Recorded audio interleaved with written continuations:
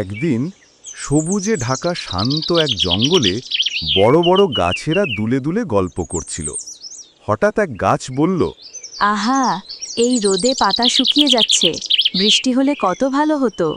ঠিক তখনই একটা ছোট্ট টুনটুনি পাখি উড়ে এসে বলল, বৃষ্টি চাইলে শুধু অপেক্ষা নয়, কাজও করতে হয়। তুই আবার কি করতে পারিস রে টুনটুনি? তুই তো অনেক ছোট। টুনটুনি চুপ করে গেল না। সে উড়ে উড়ে মেঘের দিকে চিৎকার করে বলল, মেঘ মামা, নিচে সব গাছ তৃষ্ণায় কাতর, একটু জল দাও না। তুমি এত ছোট, তোমার অনুরোধে কি আমি বৃষ্টি আনবো? হা হা হা, বড় নয়, মনটাই তো আসল। যদি সবাই ছোট বলে থেমে যায়, তাহলে জগৎই থেমে যাবে। মেঘমামা তার সাহস দেখে খুশি হয়ে বললেন, তুমি সত্যি বুদ্ধিমতী টুনটুনি, এখন দেখো।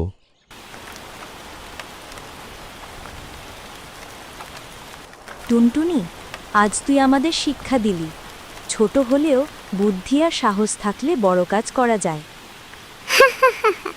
প্রকৃতির প্রতিটি প্রাণী গুরুত্বপূর্ণ, কেউই ছোট নয়।